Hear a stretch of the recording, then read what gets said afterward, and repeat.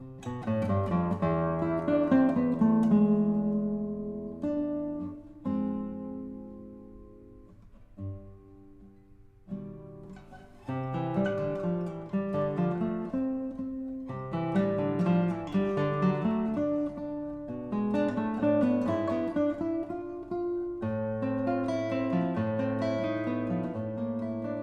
thought first, what I'd like to do is give you a little bit of background because the themes all roll into what my life has been. I was raised in a hill country farm, the state of Vermont, nestled in the southern central Greene Mountains. The farm looked down a valley. We could see 100 miles into the Massachusetts state, south and a bit to the east. To the west, sunset was about 60 degrees up from the level, where there was Mount Pisgah, which I used to ramble all over, now called Mount Snow because of the ski business. This farm was very, very quiet. I had absolutely idyllic upbringing as a child and also incredibly sensitive parents, both of whom were writers. They were both connected profoundly to the Vermont Life magazine. The Stephen Greene Press, my father and mother founded, which did a great deal of Vermont and New England history and literature. And so I was raised there on this farm, an only child for many, many years. And my companions were animals. We had no media, no television. We had in the beginning kerosene lanterns and candles for light. We didn't even have electricity because we were in the very northwest corner of the township of West Dover. And we had what kept me occupied for days and weeks and even years was in-season mud puddles, which were the first phenomenological laboratory I ever had. And you know that in spring, the fines settle in the mud puddle. There's clear water, and then this incredibly fine, earthy substance, which when you run a stick through it, creates a train of vortices. And this was, for me, absolutely fascinating.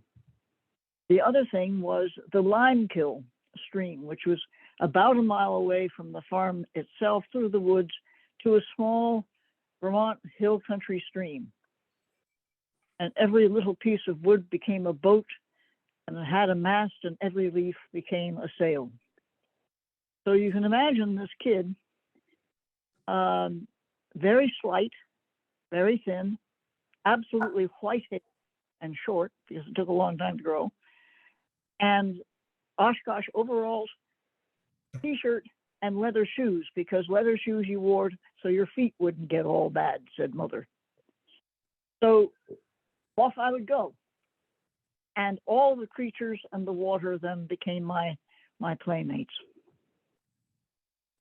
The next really deep influence in my life was I went to high mowing.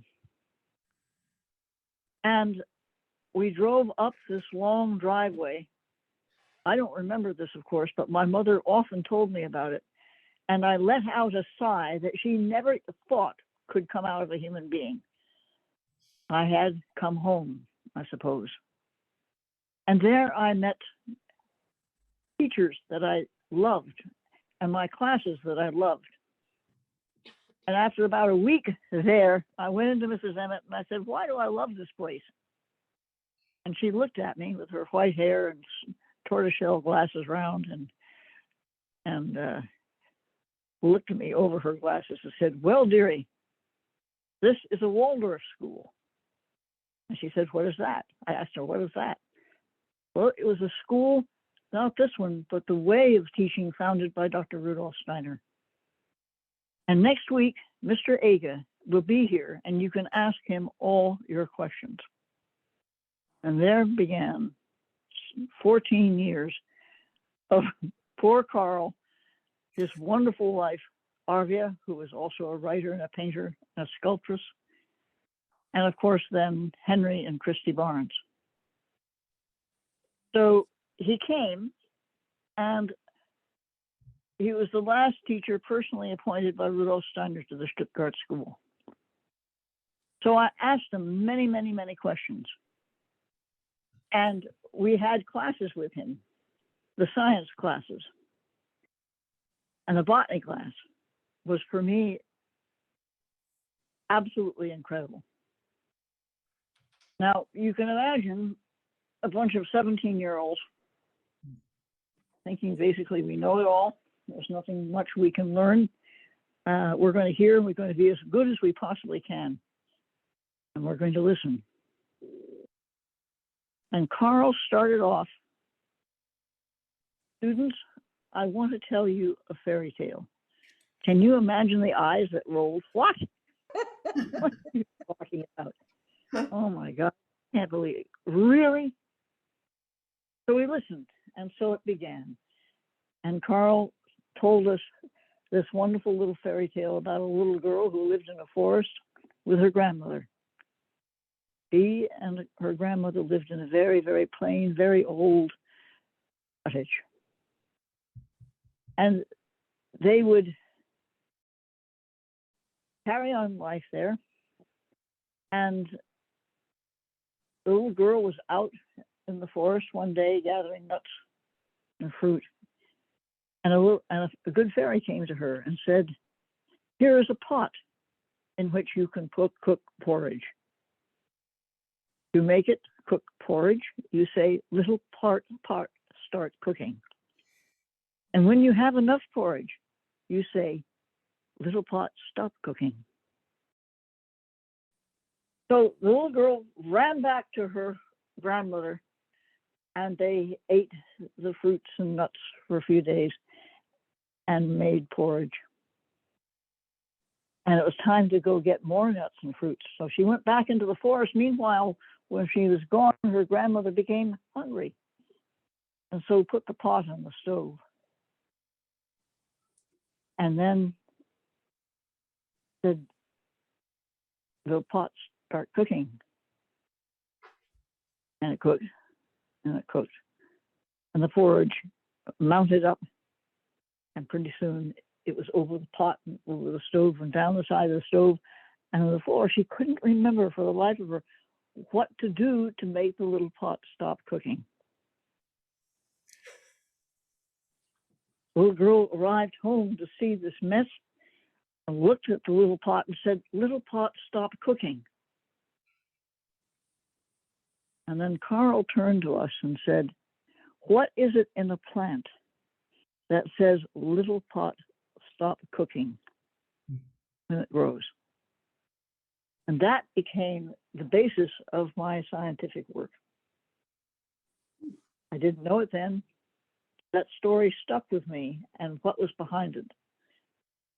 So fast forward, graduate, go to college.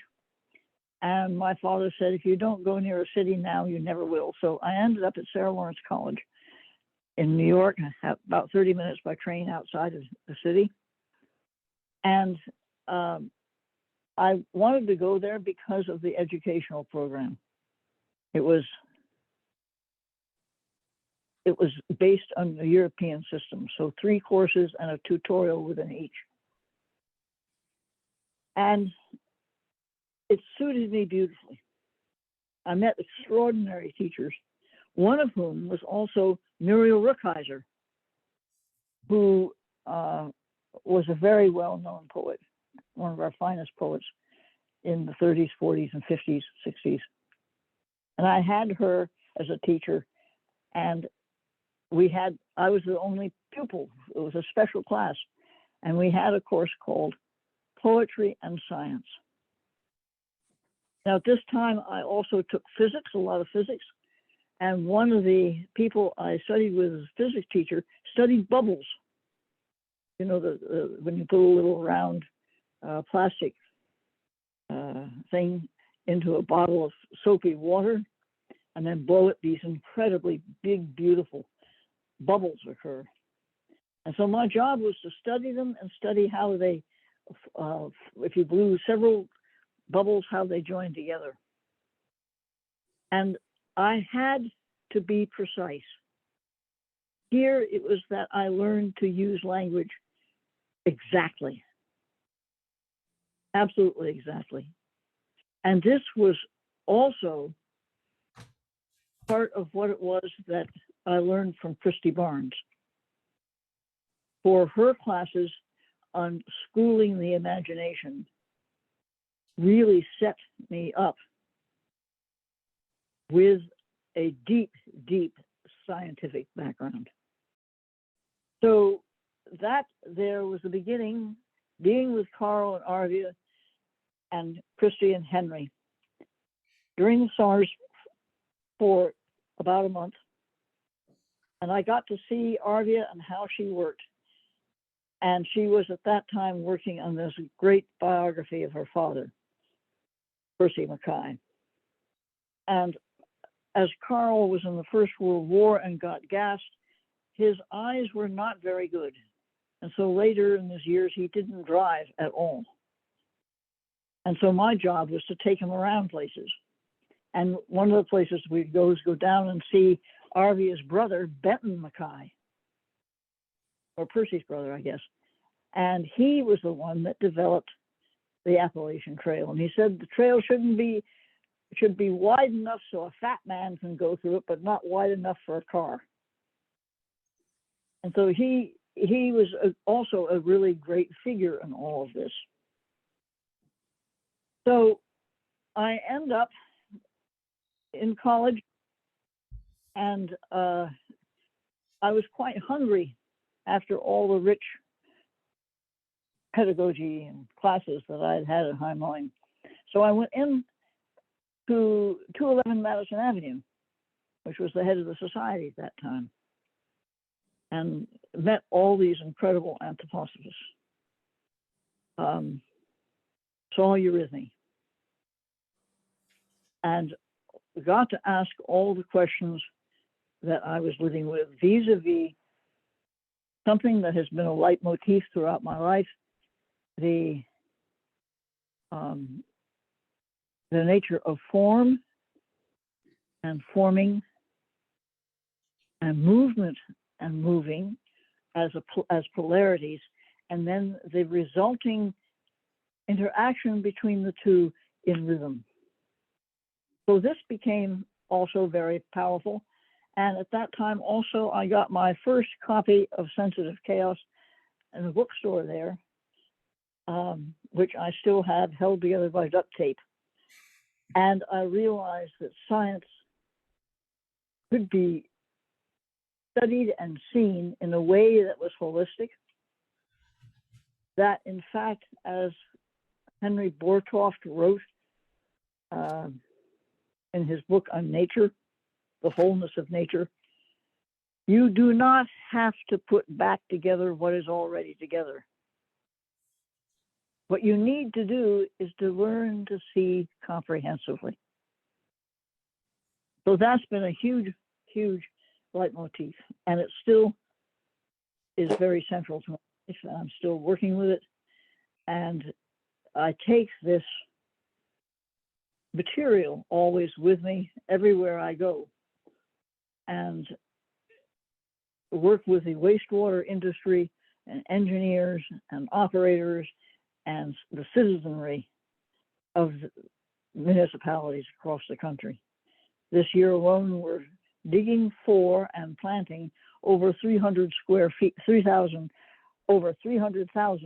feet of constructed wetlands and new installations.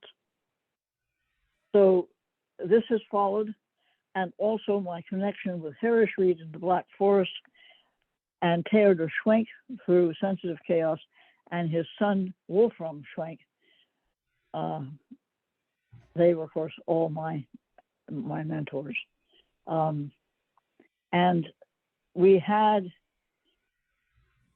in 2011, a landmark conference, one for the natural science section and the other for the broader public. The last one was Steps Towards Discovering the Intrinsic Nature of Water. And the first one was The Nature of Flow and Rhythm in Fluidity, something like that. My notes have the correct title. So movement and form and the necessity that we have in the science that we do, the Goethean science, holistic science, is that we need language in order to describe the phenomena before us. And so that led me into developing some of these ideas around the perception, the grammar of perception. And I can say only quickly, and I can send you an article that begins this work that I wrote in 2004, and it appeared in the Elemente der Naturwissenschaft, the anthroposophical, in Dornoch, the Anthroposophical Science Journal. And there I described this process of posing questions to a phenomenon to unlock its intrinsic nature, the story that is being told there. For every phenomenon is a story. Every rock you pick up has a story. Every flower, every animal, everything that occurs, they have stories. So on one side, as I said before, there is this nature of form, the solid world, and its polarity, movement, ceaselessly moving, and in between the meeting through an interworking through rhythm. Now, again, for me, this has been deeply connected to the word. If you remember in Wolfram von Eschenbach's Parzival, the Grail sword breaks.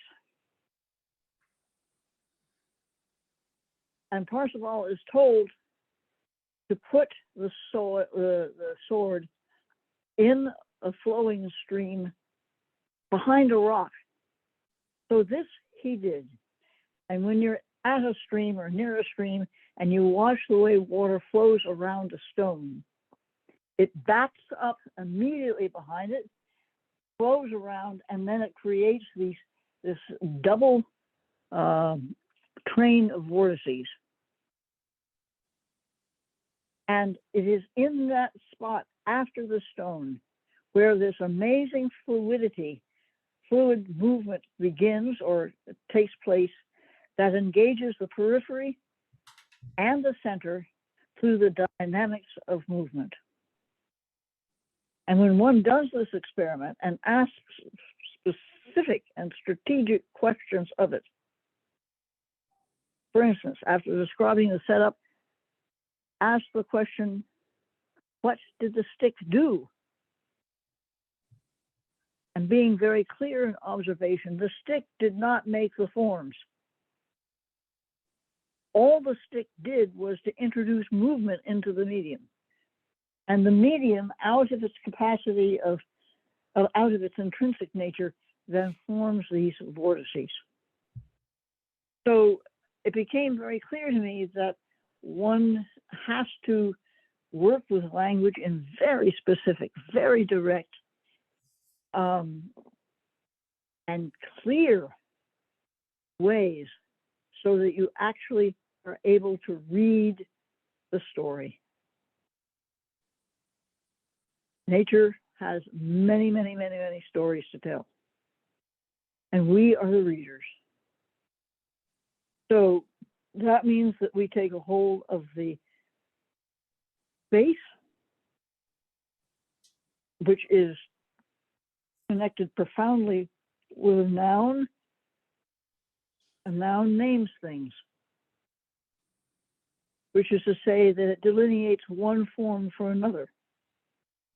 You have words that then describe this noun, the adjectives, but it just didn't plop there. It also has a story of becoming, manifesting, and dying away. And that is the verb nature. So you have this dynamic polarity of noun and verb, and the rhythm in between that occurs. The descriptive word for the verbs are adverbs. But then you have to have these in relationship to one another. You have prepositioning, prepositions. You have all kinds of clauses that can be added to a word to embellish, or a situation to embellish meaning. So grammar is a sacred thing. And we want to study, say, an Oriental language, the verb is not near the subject as it is in English. So the language, the reality of language, of speaking, of using words with that mean and have images and have a deep connection with the whole development of the world, the outer world, and also the inner world. And these are deeply connected with the hierarchies. And the group that I spent a lot of time in is the second hierarchy of movement, form, and the wisdom that lies behind these. So that is a brief introduction. And I thought that I would read 2 poems. The first is A Drop of Water, which is by Wisława Szymborska, who won the Nobel Prize in 1996. She's Polish. And it was her poem, Water, the one I'm reading, that was done on the center stage in Kyoto at the Third World Water Forum. It was read first, as you can imagine, a huge big screen above the stage, hundreds of people watching. So the poem was done, because we were in Japan, by 2 extraordinarily brave Japanese eurythmists. And it was read in Japanese and done in Japanese. And Mrs. Kofi Annan, the picture I sent, was there looking at it. Wisława Szymborska so very kindly made a recording of this poem and sent it to us. And I will find, David Auerbach has it. I will try to find it and we can send it around.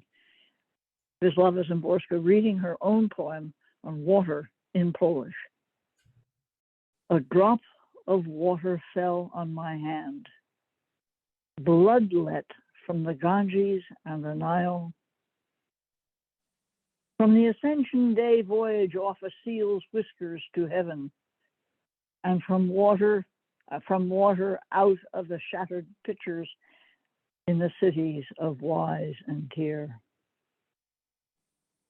On my index finger, the Caspian Sea is open, and the Pacific meekly joins the Rudala, that same stream that floated as a little cloud over Paris in the year 764, on the 7th of May at 3 in the morning. There are not enough mouths to utter all your fleeting names, O water. I would have to name you in all tongues, pronouncing all the vowels at once, while also keeping silence for the sake of the lake that waits to be named. and doesn't exist on this earth, just as the star reflected in it is not in heaven. Somebody drowned. Someone dying was crying out for you. It was long ago, and it was yesterday. You have saved houses from fire. You have carried off houses as you did trees, forests as cities. You've been in christening fonts and courtesans' baths, in kisses and coffins, gnawing stone, nourishing rainbows, in the sweat and the dew of the pyramids, the lilacs. How light is all this in the raindrop? How gently the world touches me. Whatever, whenever, wherever has happened is written down on the waters of Babel. And now, this poem of Kathleen Raine, who read, I believe, I can't remember, Bruce, you might know, but read natural history at Cambridge, I believe, Cambridge University, not Oxford. And then she decided not to go into science, but to take up her deepest passion, which was to write, and to write poetry. Water. There is a stream that flowed before the first beginning, of bounding form that circumscribes protophyte and protozoan.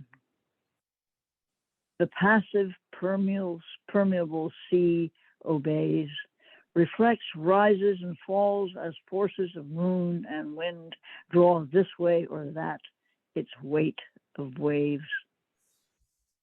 But the mutable water holds no trace of crest or ripple or whirlpool. The wave breaks, scatters in 1,000 instantaneous drops that fall in sphere and ovoid, film-spun bubbles, upheld in momentary equilibrium of strain and stress, in the ever-changing network woven between stars. When, in the flux, the first bounding membrane forms, like the memory trace of a preceding state, when the linked organic chain holds against current and tide its microcosm of man's first disobedience, what first cause impresses with an inherent being, entities, cells, globules, vase shapes, vortices, amoeboid, ovid, pulsing, or ciliate, that check the flow of waters like forms of thought. Pause, poised in the unremembering current, by what will be fathered in the primal matrix. The delicate tissue of life retains, bears the stigmata, the trace, the signature, endures the tension of the formative moment, withstands the passive downward, deathward streaming, leaps the hills, falls, a salmon ascending, a tree growing, but still the stream that flows down to stillness seeks the end all of all waters, becomes all solving, dissolving, undoing, returns, loses itself, loses self and bounds, body, identity, memory, sinks to forgetfulness. The state of unknowing unbeing, the flux that precedes all life, that we reassume, dying, ceasing to trouble the flowing of things with a fleeting dream and hope and despair of this transient, perilous selving. So with that, I'll stop. Poets, Mary Roser said, are scientists. Thank you, Jennifer. Well, thank you so much. You have no idea how I'm enjoying this, the last meeting I've been a part of.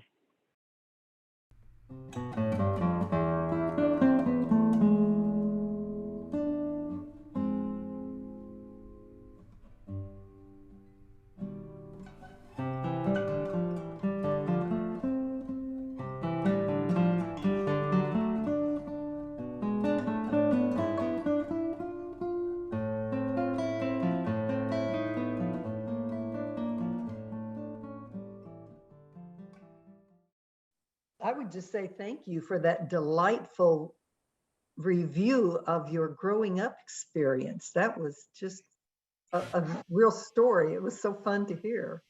Yeah. Sounded like a delightful way to grow. Oh, you can't imagine how idyllic. It was so quiet in wintertime, and well, even the crickets. But in the winter, you could hear the snow fall if you went outside. Wow. And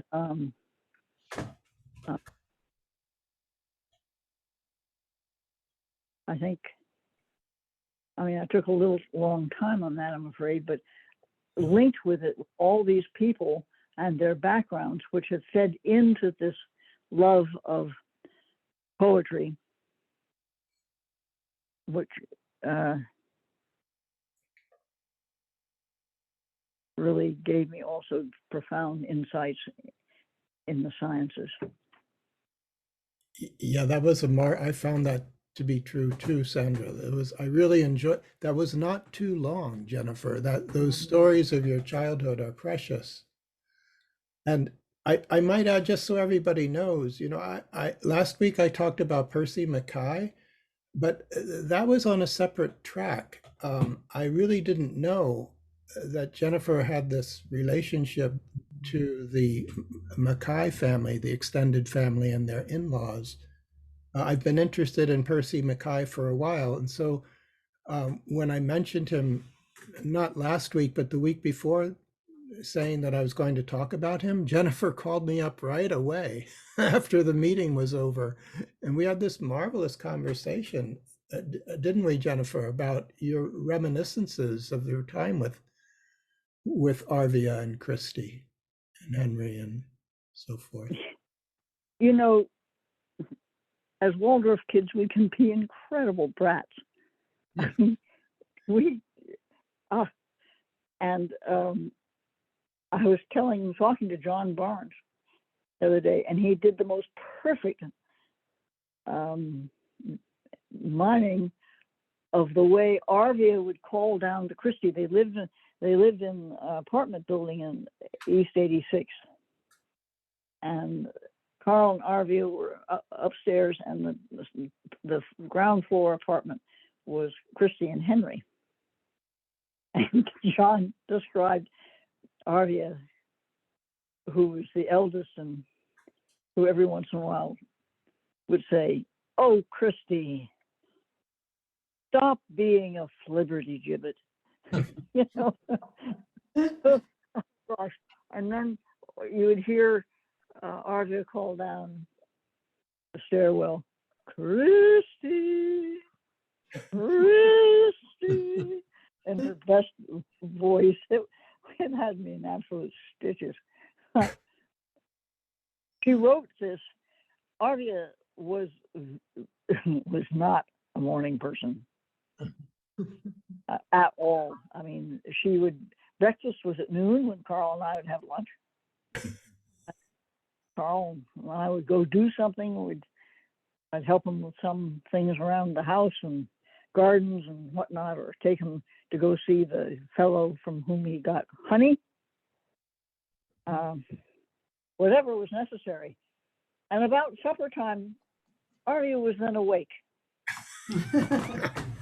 So then we'd have supper, usually finishing around 8, and Arvia would sit in her chair, and Carl would be in another chair, and I sit in another chair, and my eyelids would be dropping.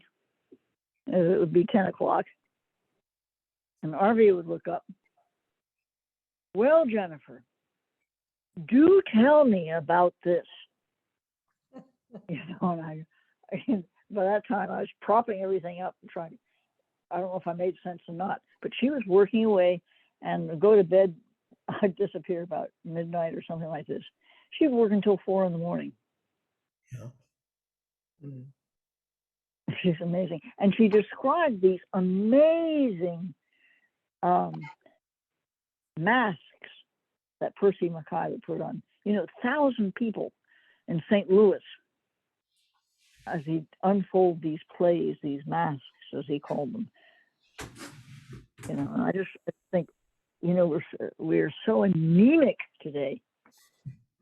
And one of the questions I'm working with now very much is, what do we need to do in our daily lives to become more fully human rather than less so?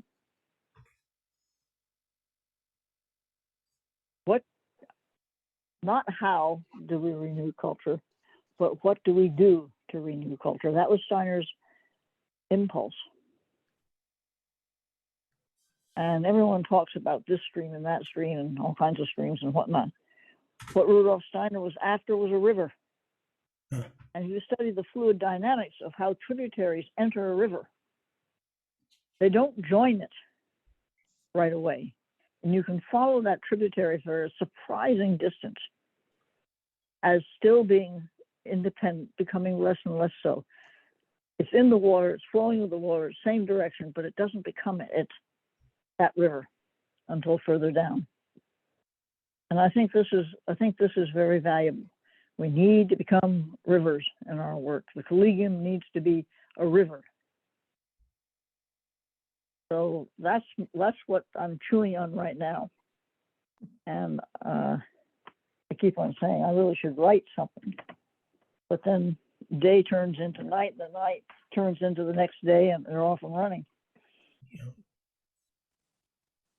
I should mention too that when Jennifer and I would have one of our conversations down there by the American River, we would also talk about Novalis. In fact, I think we talked about Novalis on our first call. That's kind of what we connected on. And for those of us who've been in the group for a while now and who've gone through all the acquaintance with Novalis, you know how important water is and the imagery of water is in his poetry and in his prose, and how he brings in this whole experience of the flowing world, the fluid flowing world, in counter-distinction to the world of fixed Enlightenment ideology of the 18th century, and such as it has become since then, with the ever increasing acceptance of scientism and so forth and so on. But Novalis really has this intuitive sense for the spiritual nature of water in a poetic sense. And Jennifer, I think, really appreciated that too. And we had a marvelous time talking about it. And I've been thinking, Bruce just mentioned it, and I think he's right on, spot on, is the key word is enthusiasm. And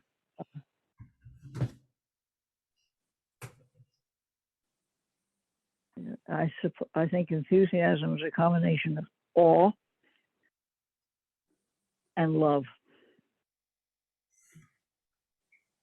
And much more, of course, but so I'm so very grateful to be part of this group where everyone is working with the word.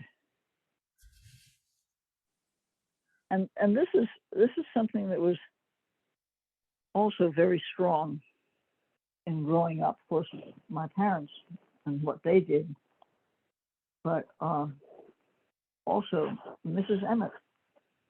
Yeah. One thing I wanted to bring to your attention, I think it would be important for people to have, is Flora's Books put out maybe a year or two ago a book called The Tasks, Content and Tasks of Waldorf Rudolf Steiner Education. And if you take, say, a subject and look at it through the years of child development and the kind of curriculum, the benchmarks of that curriculum, one gets such an incredible picture of how Rudolf Steiner worked.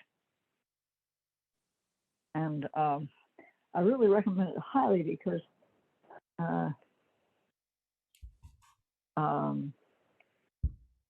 think it is so incredibly dynamic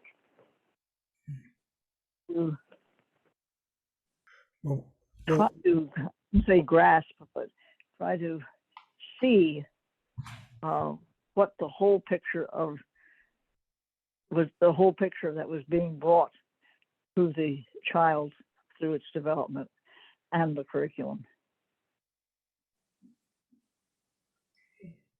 Well, we'll make a note of that, and perhaps that could be the topic of a second follow-up presentation that you might want to do at some point, Jennifer. We're so happy to have you in the group and joining our discussion, and the perspective that you bring is so wise and valuable, I think.